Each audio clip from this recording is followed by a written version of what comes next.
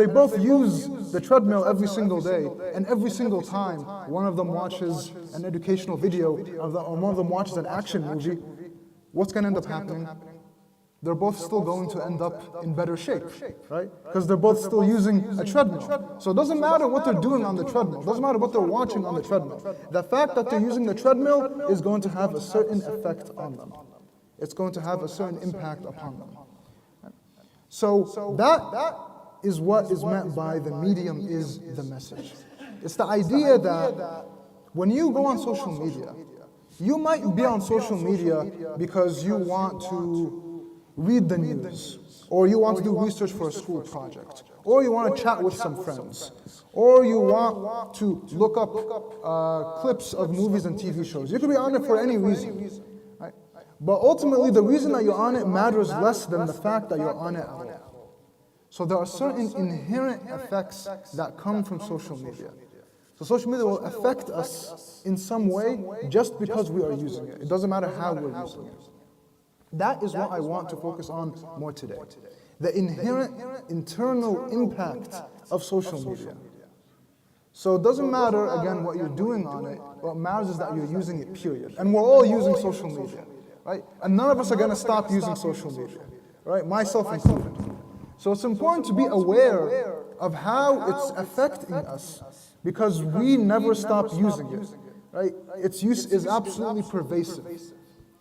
So the medium is the message. The very structure of social media, it creates a different kind of person. It creates different ways of thinking, different ways of looking at the world. And you won't even realize it. Because this just becomes your new normal. All right, so I think that point is hopefully clear enough. So basically, the problem is not so simple as, oh, we need less social media, or we need medium amounts of social media. All right, I'm saying that's not the problem, and that's not the solution. You know, people say, khalas, you want to fix the problem? Get off social media, or use it less. That might help a little bit. And in many cases, that will help, actually. If you completely stop using social media, sure, that will make an impact. Sure. But if you use it less, you use less social media, or use it a little more than less, that doesn't address, I think, the core of the problem. So it's not a math problem. It's not just adding and subtracting, right? It's a little more complicated. It's a little more complex than that. Because I really want us to think about what the internet is. Right now, most of us, especially the younger generation, we grew up with the internet. So we don't think about how profound and how weird the internet is. And once upon a time, we lived in a world that was defined by physical constraints, right? And by temporal constraints. What do I mean by that? The internet has made physical space irrelevant. I want to talk to my mother, or to my father, or to my children, right? It doesn't matter where they are, right? They could be in Japan, they could be in Pakistan, it doesn't matter where they are. And I could be here in Michigan, and I can still talk to them, right? I just open my phone, I do FaceTime, and I can talk to them. And I want to connect with friends. They could be on the other side of the world, and I'll connect with them. So physical space, this physical geography in front of us, it doesn't mean anything anymore, thanks to the internet. So the internet is what you would call a post-physical space. It exists beyond the physical world. Right? And that really completely changes our relationship with reality, with how we engage with reality. So the internet is a post-physical space. Right? And in many ways, it's a post-temporal space too. Once upon a time, if you sent a letter to somebody, you had to put it in the mail, right? And then you have to send it with a pigeon or the mailman or whatever, and it would take a week or 2 weeks or a month to get to that person. Then they would need another month to write back to you. So a conversation that today would take place in literally 10 seconds, back then you needed 2 months to have that conversation. So the pace of life was way slower. Everything was way slower, right? But because the internet is beyond physical space and beyond time, everything happens super fast. It's extremely speedy. So this rewires our brains, right? This instantaneity, this instantness of the internet, it rewires our brain. It changes the way we think. It changes the way we engage with the world. So I'm saying all of this just again to make a simple point, that there are certain things that happen when we use social media that are inherent to social media, as in they come from social media itself, no matter what we're doing on it. All right? So I hope that point is clear enough. That is what Marshall McLuhan meant when he said the medium is the message. So I want to talk today, inshallah, about three main things, about how three main effects of social media. All right? How social media affects reality. أثر social media على الواقع, on reality. How social media affects the individual. How social media, كيف social media بتأثر على الشخصية. And finally, third, how social media affects community. Right? كيف social media بتأثر على الاجتماع, على المجتمع. So these three things: reality, individual, and community. And these are all tied together, as we will see. And I want to suggest that there's three paradoxes, basically, which is that social media, it destroys reality by rebuilding it. It destroys the individual by rebuilding the individual, and it destroys the community by rebuilding the community. So the social media actually creates a new reality, it creates a new individual, it creates a new society. And we're going to, inshallah, just discuss each one of those points one by one. So the first thing, right, how social media rewires our relationship with reality. Is everyone here familiar with the term panopticon? Panopticon. Okay. So a panopticon, because I'm going to use this term a few times, so I just want to explain what it means. All right. So a panopticon, it's a prism. It's a kind of prism. All right. And the idea is, in a panopticon, it's designed like a giant circle, like a giant cylinder, right? So that no matter where you are in the prison guard, he can see where you are. So the way he sits in the middle, and he's able to see you wherever you are in the prison. So you can't escape the surveillance of the prison guard. So this is an idea. This was an idea proposed by Jeremy Bentham. It's a kind of prism. So it's called the panopticon. Right? Norman incision. It's called the panopticon. So we live today in what we would call a digital panopticon. Right? By which I mean, when we are on social media, we cannot escape the eyes of others. Right? We cannot escape the look of others. So we are always being watched. When you are on social media, you are always being watched. Who's watching you? Right? Who's watching you? The algorithm is watching you, right? So it can decide what kind of videos, what kind of tweets, what kind of feed you want to have. Other people are watching you, and you're watching other people. And you're watching yourself through other people. So you're looking at how other people are going to see you. So you're seeing yourself through the eyes of other people. So everyone's watching everyone else. Right? So we're all actually surveilling each other. So you always have the strong sense that you are being watched. And because you're always being watched, what do you have to do? What happens when someone watches us? Right? Doesn't it affect how you behave if you know someone's watching you? Right? If you're sitting by yourself, you'll do whatever you want. You're by yourself. Of course, Allah is watching you, right? If you have that true sense of Allah subhanahu wa ta'ala that He's closer to you than your jugular vein, وَنَحْنُ أَقْرَبُ إِلَيْهِ مِنْ حَبْلِ الْوَرِيدِ, right? Allah is always watching. But that's different now. It's different when Allah is watching you versus when other people are watching you. Now we're in a situation where everyone is watching you. Right? And what that means is you can never actually just exist on social media. Whether you realize it or not, on social media, you are always acting. You're always acting a role. You are an actor in a movie, and that movie is social media. Because you're always being watched. You don't have a choice in the matter. So subconsciously, you're always performing something. You are always trying to put forward a picture of yourself on social media. Now, to an extent, we all do this in our everyday life, right? When you come to the masjid even, the way you behave is going to be different than when you're just sitting at home in your bedroom. Right? You have to present yourself in a certain way when you're in front of other people. And that's good, that's adab, that's etiquette. There's nothing wrong with that. But it's different though on social media, because social media is with you whether you're in public or you're in private, whether you're in the bedroom or even in the bathroom. Social media is with you, right? You're always presenting a picture of yourself, and you're not presenting yourself in front of people that you know, right? Like the sheikh at the masjid, or your parents, or your friends. On social media, you're presenting yourself in front of you don't know what. It's like this all-seeing eye that you're presenting yourself in front of. So you can never actually relax, and you're always performing some role or another. And so the question is then, and you always can't perform one role or another. And the difficulty is that we live now in a global village, all right? A global village, right? So we know a village, right? A qarya, right? A village is small, it's intimate. In a village, there's like what? A few hundred people, maybe less than that. Everyone knows everyone, right? A global now, what's a global village? Now imagine now the whole world, al-alam kullu ba qarya, the whole world has become a village. Everyone knows everyone. Everyone sees everyone now.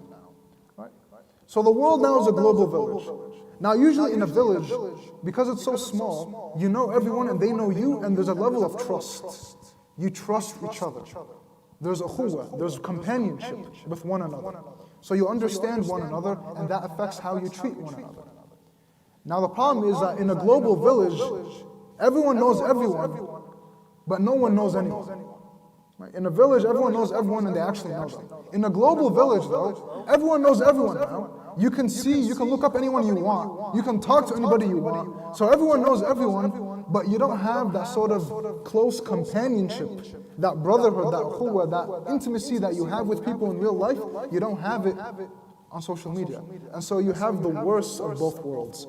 Now you have the dynamic of everyone knows everyone that you have in the village, but at the same time, everyone's also a stranger.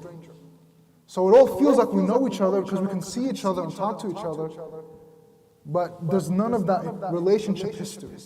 You haven't actually built any sort of relationship with any of these people. They're all still strangers to you. And so you're actually performing now, you're acting, you're performing in front of people that you don't really know. Right? So you're not even trying to present a good image of yourself to someone you care about. You're just presenting it to the world in general. And so in this environment, you begin to feel less real. Like when you are in this environment where you're always being watched, and you're watching yourself being watched by other people, and you're watching yourself through other people, you begin to feel alienated from yourself. Like you're not even really sure who you are anymore. It's just like this flood of eyes and information. It sort of almost dissolves your sense of self. And the question is, when you're always acting, when you're always performing in front of other people, how can you have a good niyyah? Right? إِنَّمَا الْأَعْمَالُ بِالنِّيَّاتِ. How do you have a niyyah salima? How do you have a pure niyyah when you are in an environment where you always have to be acting, where you always have to be performing? So in many ways it even destroys the very possibility of having a pure intention. Because your intention is always twisted in some way when you're using social media. So this is a deep psychological and spiritual effect that comes from that environment. We don't think about this enough, I think. We talk about niyyah and having good intentions, and that's good. But how do you have a good niyyah? How do you have good intentions? How do you act honestly when you are in this environment of constant acting, of constant watching? That's what social media is. It is a panopticon. It's a digital panopticon. So it's really a prison. It's like this new virtual prison of a kind, where you're always in some way aware that the prison guard is watching you. Except that now the prison guard is just other people. It's everyone. Just millions and billions of people on social media. And this is extremely strange. There is no previous example in human history of something like this. This literally has never happened before. This is truly a new development in human history. And so we're still trying to figure out, how do we even deal with this? How do you deal with this revolution? It's a revolution in human relationships. A revolution in our relationship with reality itself. How do you deal with that? So that's really the main struggle here. And this It's because you can see everyone, you can know everyone, that social media really, it encourages depression, right? Ikta'ab, it encourages mental illness. It breeds mental illness. Because, it's one thing if you're like, you're at your school and there's a few students that you're jealous of. Oh, he has good grades. Oh, he has a nice car. Oh, he has something that I wish that I had. Or at the masjid or whatever. So there's a few people who you're a little jealous of because they seem to have a better life than you. Okay. Now you're on social media, and now it's not just a few people. It's everyone. It's not just that, it's everyone. It's that everyone is acting. Everyone's going out of the way to act this role. And so these two impulses feed into each other, and you have endless comparison with other people. Right? And you see all these lives that you can't live. Like hundreds and thousands of other lives and possibilities that you don't have. And you can never have. Because, we're on this earth for what, 70, 80 years? We're born in very specific situations. There's only so much we can do, and that's okay. Alhamdulillah, we're grateful for what we have. Social media cripples your ability to just be content with life. Right? Because you're just drowning in this ocean of ideas and lives. It's an ocean of lives, right? Of other people's lives that you're drowning in. And again, in this situation, how do you have any kind of peace or contentment? So it's no surprise that we find skyrocketing levels of depression on social media. So ever since the introduction of social media in the past decade, levels of depression and mental illness have they shot through the roof. SubhanAllah, we used to talk about how the main challenges facing the youth are, drinking alcohol, or doing drugs, and those are challenges, sure. But today, one of the main challenges facing the youth, the shabab, is ikta'ab, this depression. This inability to even just want to go on with life. Life just seems so gray, and they feel so powerless, defeated. It's hard not to feel defeated when you're on social media, and every single day you are confronted aggressively in your face by all of humanity. Hundreds of thousands of people screaming at you every single day. How do you maintain a sense of self, a sense of power when this is your daily reality? SubhanAllah, it's crippling. It just drains you of energy. It drains you of agency. And again, you can't escape this. If you're on social media, this is happening to you. You're immediately forced, you're flung into this web, this massive web, of human relationships. And this endless assault, by the way, this endless stimuli, it ends up doing something very powerful to our brain, which is it destroys our ability to be bored, right? And it destroys our ability to just take things slowly. Right? So, like the adults, I know أغلب الكبار على الفيس, right? On Facebook, right? Facebook is very different. Facebook is very different from TikTok and Twitter, right? These are like these other forms of social media, right? Like Facebook is like an early version of what has been accelerated on newer forms of social media. And the most popular one today is TikTok. كل الشباب على TikTok. Everyone's on TikTok today. So it's good to familiarize yourself with what TikTok is, right? Because forget Facebook. TikTok is where everyone is today. And TikTok is just extremely accelerated. You're on TikTok, you can go through 100 videos in like 2 minutes, right? In like 3 minutes. 100 videos. And how many different lives and different pieces of information did you just absorb in like 3 minutes, in 5 minutes? Today, our youth today, in 5 minutes, they see more things and experience more things than people in the past did in like 5 years. In 5 minutes, more than in 5 years. It's just relentless. It's actually violent. It's a form of violence, but we're so used to it, we don't even realize it's violent. في ضوء من العنف. It's violent. This is a violent process. Our senses are being assaulted and fried by social media, but we're just used to it. But then we wonder, why do I feel so tired all the time? And why is this? You feel like this deep-seated, almost existential exhaustion. Like you're too tired to even to go on or to even try to live your life. Again, a lot of it comes back to this. And when all this is always attacking you, you lose your ability to just like sit still. Like today people say, I can't read a book anymore. You know, adults say this too. I can't read a book, I can't sit down. ما أعرفش أقعد وأفتح كتاب وأقرأ الكتاب كله على بعضه. I can't sit down and read a whole book. I look at the page and the page is so slow. The words just sit there, right? They just sit there. And you turn the page and they're still sitting there. And you try to speed up and the book is just so static. It's so static. Social media is dynamic, it's always moving. It's always moving, it's never stopping. And you begin, this completely reframes your experience of reality. Now, if reality isn't like this every day, you can't stand it. If it's not always happening, you can't stand it. And so we lose the ability for tadabbur. Right? This is one of the most important things we're told to do. Tadabbur, to reflect and contemplate on the Quran and on everything, on life in general. Right? Allah subhanahu wa ta'ala tells us that in the Quran and in the heavens, لَآيَاتٍ لِقَوْمٍ يَعْقِلُونَ. Right? There are signs for people who comprehend. يَعْقِلُونَ يَفْقَهُونَ يَتَدَبَّرُونَ. Over and over again, right? We're called to reflect on life, on nature.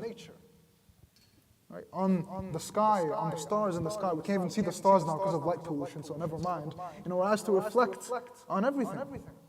Right? Reflect on the miracle of our bodies. Reflect on the gift, the blessing of, for example, having this masjid or having a community. Or just reflect on, on reality, on life itself. And it's very hard to do that when you're on social media. Because it's not just that, it's distracting, right? Like you can take social media away from people right now, right? You do it right now, okay, it's gone. Let's pretend it's gone for now, right? But your brain has already been changed, right? Now you feel nervous and jittery because you're not getting enough stimuli. It really is comparable to drug use in that sense. Not to exaggerate the comparison, but it's jittery. You get withdrawal pangs, right? You need the next dose, you need the next shot. Everything is too slow, everything is too stopped right now. I need things to keep moving again. And so even without social media now it's gone, right? Pretend it's gone. I took your phone away. You can't access it right now. You still can't focus, you still can't contemplate. Right? You're still distracted. So you need a deeper process of detoxification. Because I can't just take your phone away for a few hours and that's going to help, right? Or some people, adults, again, this is just for youth, this is adults too. I'm going to detox. Today I'm not going to use my phone. Or this week I'm not going to use my laptop. Okay, can you keep it up though?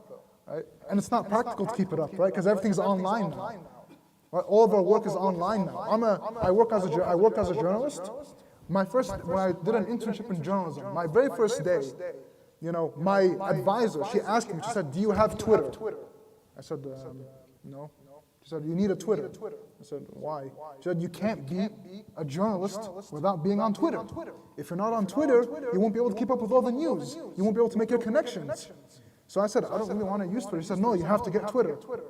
If you want a career, right? If you want a career in journalism, you need Twitter. So I got Twitter. I made a Twitter account. I started using it. And now I'm addicted to Twitter.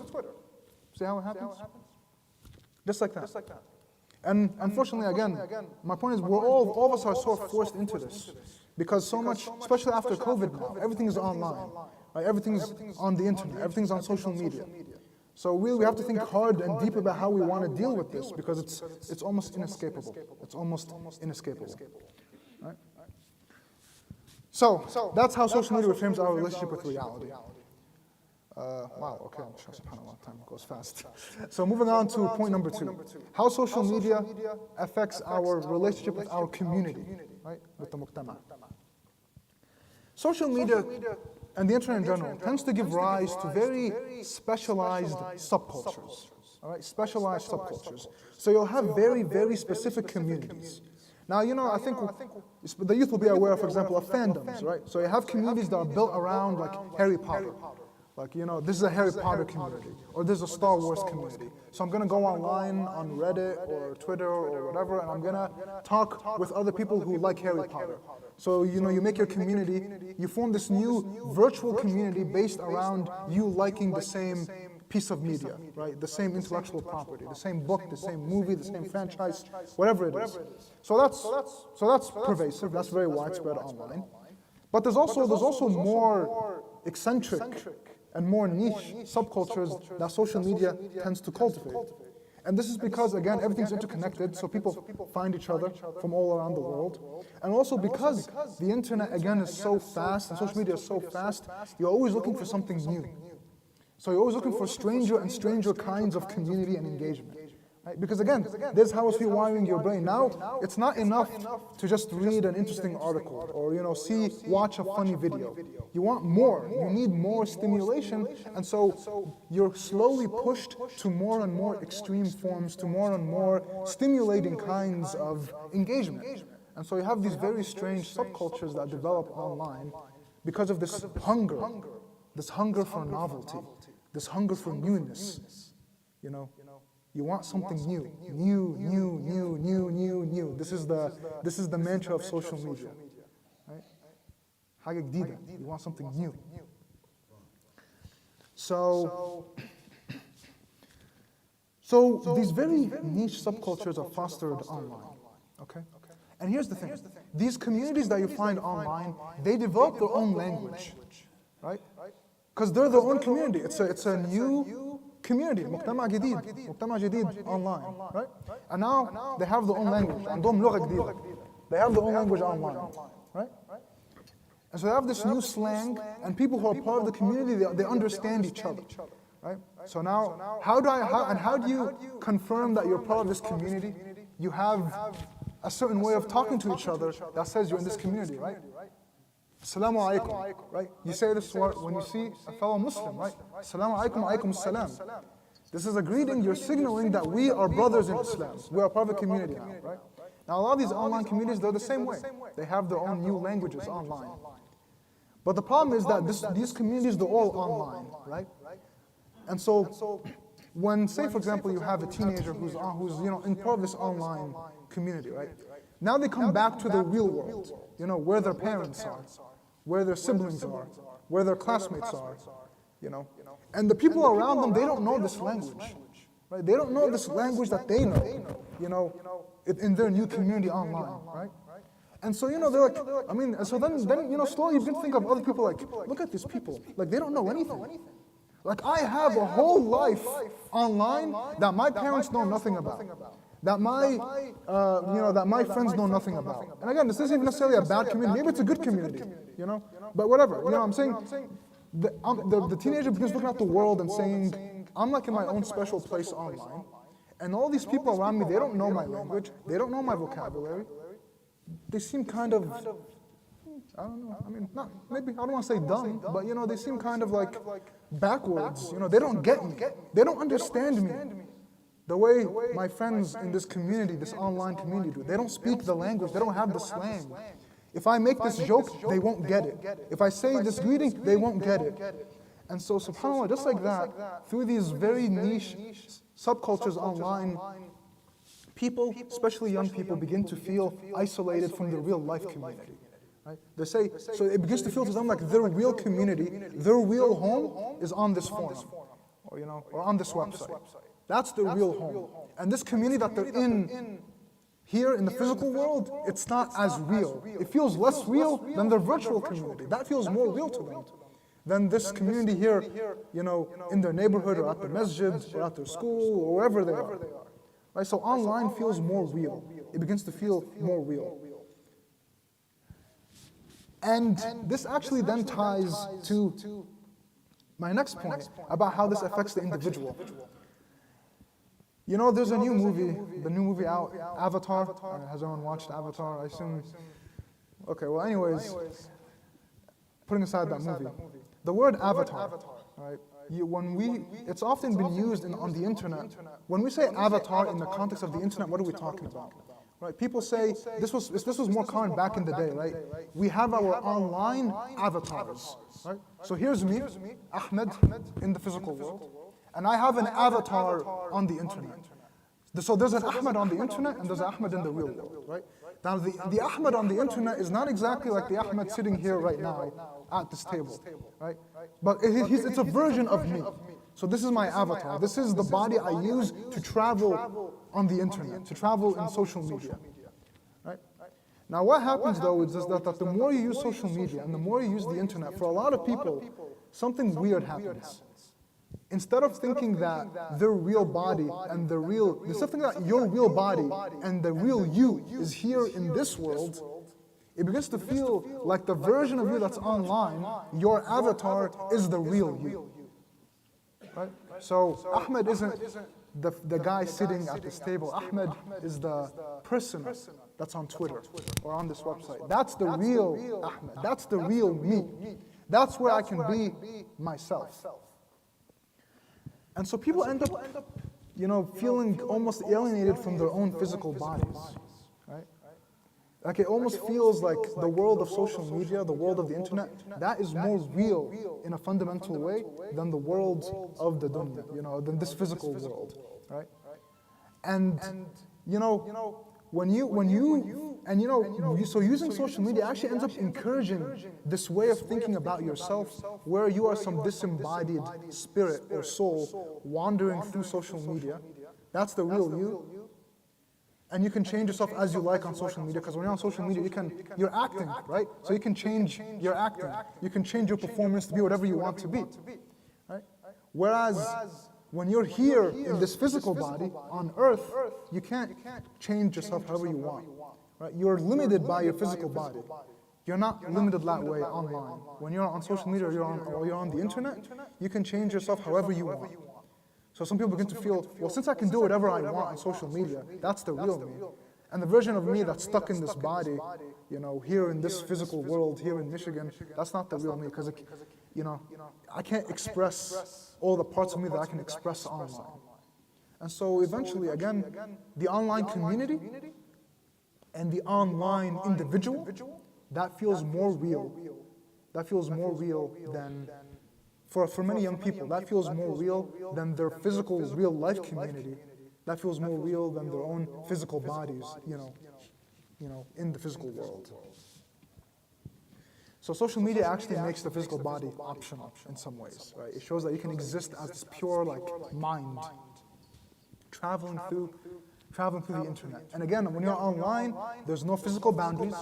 You don't have to get on a plane to travel from Reddit to Facebook, right? You just do it. You just click, right? You don't get into your car to go from Twitter to Google, right? No, you just do it. You just click. You click. You go through the world as this disembodied mind, right? That's the only part of social media that feels that. That's the only part of you that social media makes you feel is real. Right, your mind, because that's the only thing you're using to travel through social media, and your fingers, sure, but so the rest of your body feels kind of optional, right? SubhanAllah, there's a real beauty in the fact that when we pray, in many religious traditions, when they pray like this, right? Or they can sit as they are and pray, right? But in our deen, right, the salah, it's a physical act, right? It's a spiritual act, but it's also a physical one. Your spirit is connecting with Allah subhanahu wa ta'ala, but you're also using your body to do it. And so every time we pray, we're reminded that we are both body and soul, and that we need both, right? And that we worship Allah through both, and that we exist as both. Right? Social media, again, it weakens that strong sense of self. You just sort of dissolve in these virtual waves. So what can we do about all this? All right, so I just went through a long list of things, but now what? Right? Here's how I would compare social media. Social media is like sugar, زي السكر. Right? Social media is like sugar. Right? When you drink or eat something that has a lot of sugar, it makes it harder to taste anything else. Right? It makes it harder to taste anything else. There's this keto diet. Maybe some of you have heard of it, right? I tried doing the keto diet a few years ago, right? Because I wanted to lose some weight. So I did the keto diet. And the keto diet, basically, you have to cut out almost all the carbohydrates from your diet. So all the sugars from your diet. So not just like soda and chips and candy. You cut out rice, you cut out the ruz and the ish, and you cut out everything, and the macarona and all the nice stuff. and the goulash and the mahshi, you cut everything out, right? And you eat only meat, like meat or fish or protein, sources of protein and fat. I want this diet. And subhanAllah, after being on it for a month, when I tried to drink a cup of milk, Qubayt laban, right? I tried to drink a cup of milk, I couldn't drink it. I'm like, this is too sweet. There's way too much sugar in this milk. And it's the same milk I've been drinking my whole life in America. And now I'm drinking it, I'm like, what is this? And I look at the nutrition table and it says 12 grams of sugar per cup. I'm like, 12 grams of sugar? 12 grams of sugar, that's a lot of sugar. I eat like 1 gram of sugar per day now. 12 grams of sugar in 1 cup. Because I'd stopped eating so much sugar, my tongue, my taste buds regained their ability to taste other things more deeply. I hadn't even realized that I was numbing my tongue with endless sugar. And so now when I ate things, everything tasted better. Everything tasted better. It's like I could finally taste lahma for the first time. Right? Like I could finally taste meat for the first time. Everything tastes so much better because I cut out all the sugar. Social media is like sugar. All right? It makes it harder for you to taste anything else, to even taste reality. Right? So you could be outside, subhanAllah, you could be outside, you're at the ocean, right? There's a soothing breeze. SubhanAllah, the sun is rising. It's like Fajr, it's after Fajr. The sun is rising. It's a beautiful sight. You feel the breeze on your face and the sand between your toes. And what are you doing? I wonder if my tweet got any likes. I wonder if anybody responded to my Facebook post. Right? You're just like jittery, like your phone's right there, you don't want to use it, but you're like, and you're looking, and you're not really experiencing, you're not really feeling the moment. Your brain has been rewired so that you can't even enjoy this ni'mah, right? All these ayat from Allah, the sun and the ocean and the breeze and the wind, and you're there, you're feeling it, but not really. You're not really feeling it. So social media, it does this to us. It does this to us. Now again, like I said, using less social media won't stop it from still changing how you act and how you think. Right? And unfortunately, completely cutting out social media is not an option anymore for the same reasons that I discussed. And our youth feel this especially. After COVID, so much of it is not, so much of teaching is on Zoom, right? It's on the computer. And you're on the computer, and now your teacher and your entire school life, it's in a tab. You can leave school now. You don't have to get into a car or a bus to leave school. Now you just click on the tab next to the tab with the Zoom in it, and you're in a different world. You just left school. Right?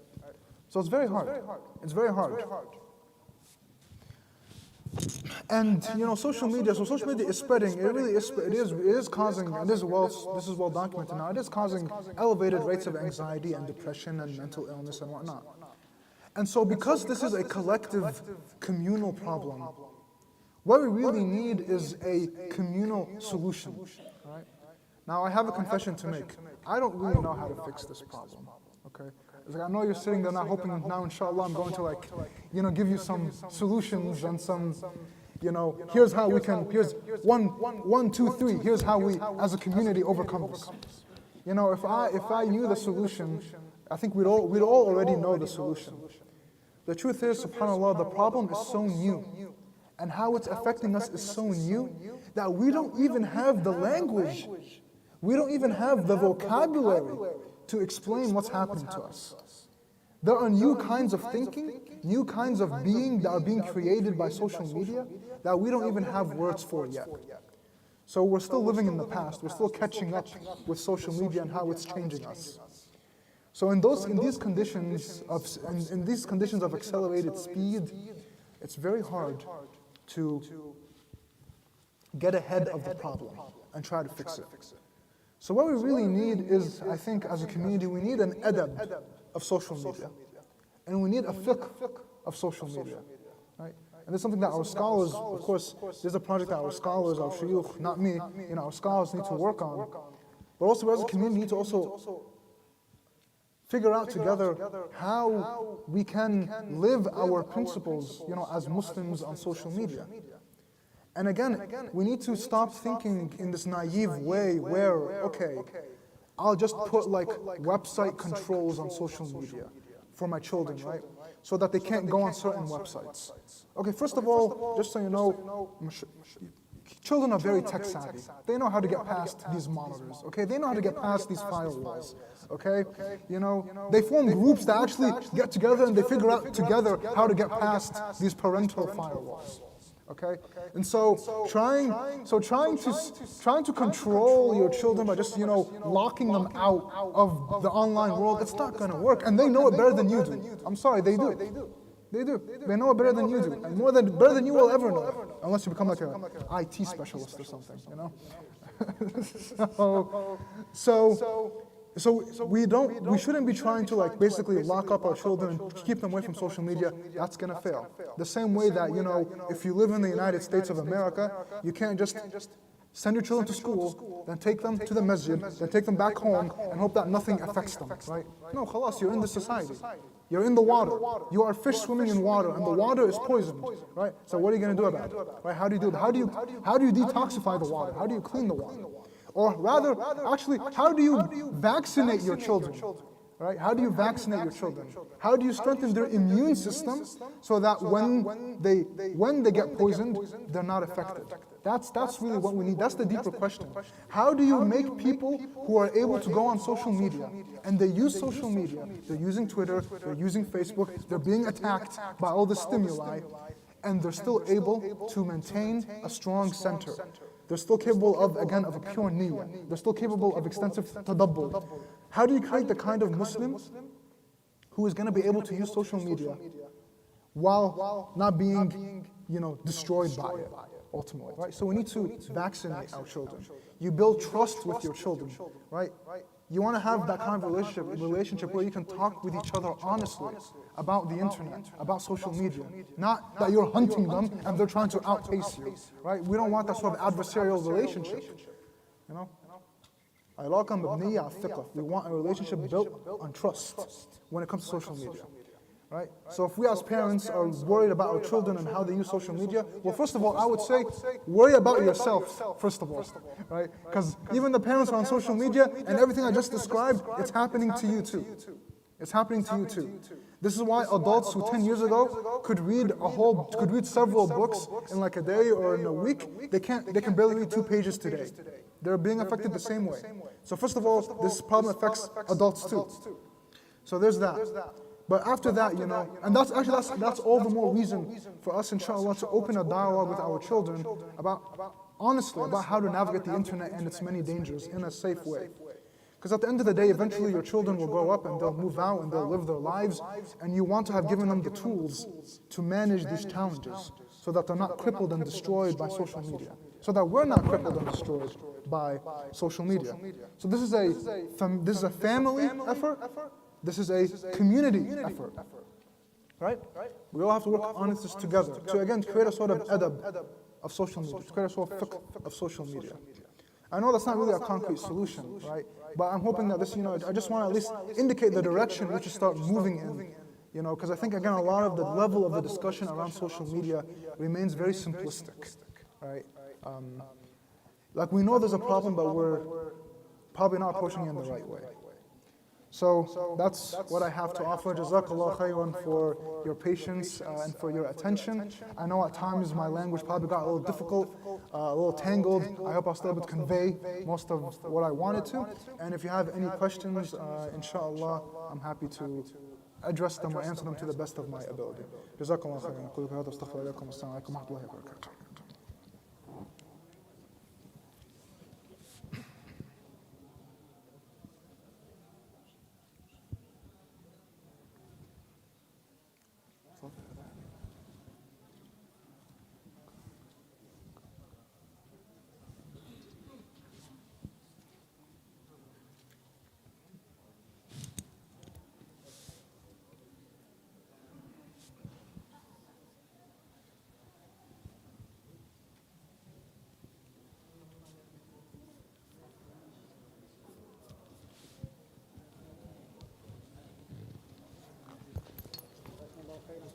إياكم.